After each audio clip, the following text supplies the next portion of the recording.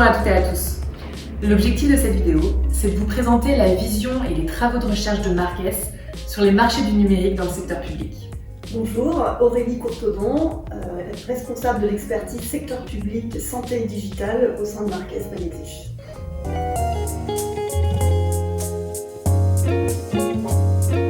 Aurélie, qu'est-ce que représente aujourd'hui ce marché en taille, en croissance, et quelles en sont ses principales caractéristiques aujourd'hui en France? Ce marché en fait est très diversifié et composé de nombreux organismes que sont les ministères, les agences, les opérateurs rattachés à ces ministères, les collectivités locales, régions, départements, intercommunalités, mais aussi les établissements de santé et divers organismes locaux.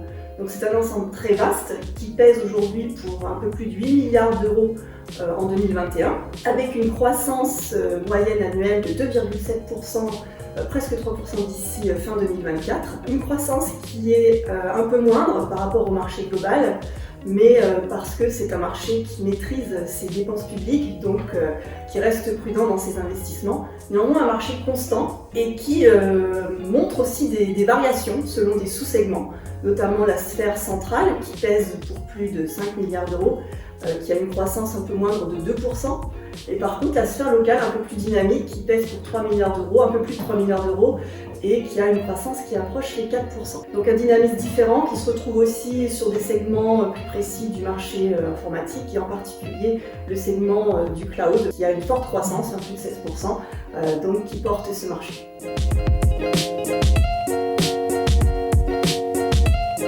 Et comment est-ce que tu perçois le marché pour l'année à venir? Alors, ce marché devrait bien se porter. C'est la modernisation du numérique. Il y a eu une prise de conscience importante parmi les administrations en France. Donc aujourd'hui, ce n'est plus un sujet. Elles investissent tous sur ce sujet pour se moderniser. Ça a démarré il y a presque 20 ans, maintenant, le sujet du numérique dans les administrations. Les défis restent un peu les mêmes avec deux grands enjeux. Toujours améliorer l'expérience pour l'usager, que va être le citoyen, les entreprises ou d'autres partenaires de l'administration.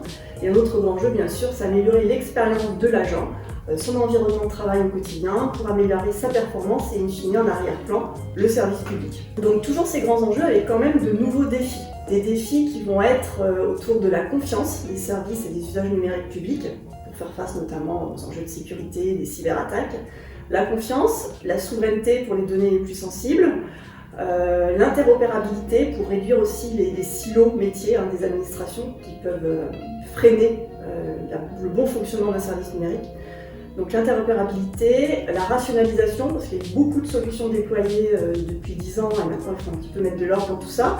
La rationalisation, la performance des infrastructures sous-jacentes pour soutenir ces usages. Et puis l'environnement, c'est-à-dire réduire l'empreinte environnementale et énergétique des services numériques du service public. J'oublie un dernier point, la donnée, qui est un point important aussi dans les tendances du numérique sur ces prochaines années. Et d'ailleurs, en 2023, nous consacrerons un de nos e-books sur ce sujet dédié au secteur public, la gestion et la valorisation des données dans le secteur public.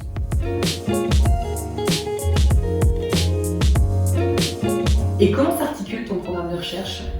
Alors, ce programme s'articule en plusieurs livrables. Tout d'abord, je vais expliquer la méthodologie. Donc, comme toute recherche sur une analyse de marché, on va analyser la demande, donc les décideurs, quel projet ils prévoient de conduire sur ces prochaines années. Donc, c'est beaucoup d'interviews, d'entretiens, soit par des enquêtes, soit par des échanges en direct.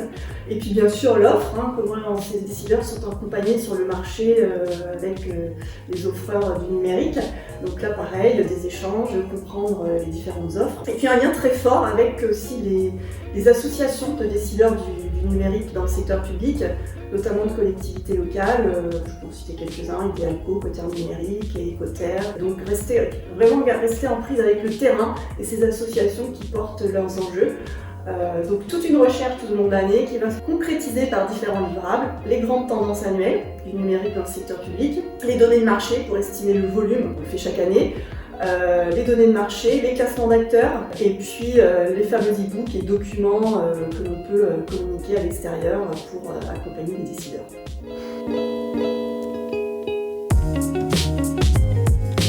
Et quels sont les principaux acteurs du marché et comment est-ce qu'ils évoluent? Alors, les acteurs du marché qui œuvrent sur le secteur public sont très diversifiés en termes de profil et vont être souvent pour certains, assez spécialisés sur des sous-segments du secteur public. Donc, pour démarrer, nous avons déjà toute la grande famille des éditeurs. Donc, les éditeurs, notamment ceux qui sont spécialisés sur les collectivités locales, qui est un monde un peu à part. Et puis, d'autres éditeurs spécialisés souvent par métier, les ressources humaines, les finances. Donc voilà, toute cette famille des éditeurs métiers. Après, on va avoir des éditeurs plus sur des sujets transversaux, comme les éditeurs en prise avec la dématérialisation des processus, ou les éditeurs en lien avec l'expérience citoyen-usager. Et ces éditeurs vont d'ailleurs avoir à travailler avec ceux qui sont plus métiers, entre guillemets, pour mettre en musique tous ces services numériques. Donc les éditeurs des entreprises de services du numérique que l'on voit qui sont très présentes sur la partie ministérielle, qui ont, parce que ces ministères ont encore des projets très spécifiques et notamment aussi portés avec des solutions open source pour certains projets. Donc plus de sujets liés au développement spécifique, à la préparation en amont aussi de ces projets. Donc les éditeurs, enfin je pense aux opérateurs de cloud qui font une entrée aussi sur le secteur public et que l'on va suivre activement désormais, que l'on suit déjà activement d'ailleurs. Donc la spécificité de tous ces acteurs, c'est de savoir aussi répondre aux spécificités du secteur public, des spécificités qui ont lien avec la confiance numérique et puis avec l'interopérabilité, puisqu'il va falloir mettre en musique toutes ces solutions diverses et variées. Donc ils ont intérêt à rentrer dans cet écosystème, à répondre à ces critères pour proposer une expérience performante à nos citoyens.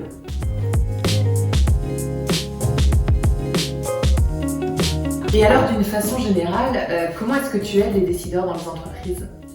Alors, les décideurs, historiquement, sur la filière secteur public de Marques, nous avons un lien très fort avec ces décideurs, déjà par tous les échanges qu'on a au quotidien avec eux, mais aussi parce qu'on leur restitue des éléments qui vont les accompagner dans la réflexion qu'ils portent sur leurs différents projets numériques. Donc cette réflexion, on la nourrit à travers différents éléments. Tout d'abord des événements sous forme de petits déjeuners que l'on nomme le cercle de l'administration numérique.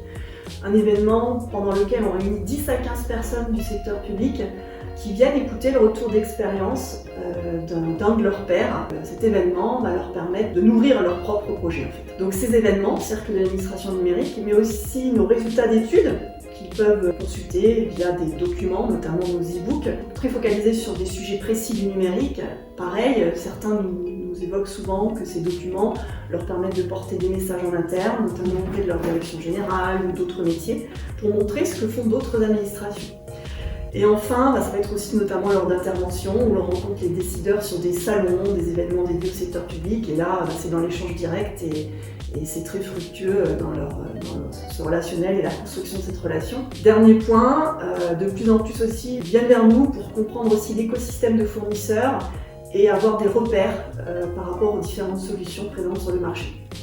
On espère que cette vidéo vous a permis effectivement de comprendre la vision et les travaux de recherche de Marques, mais si vous voulez en savoir plus,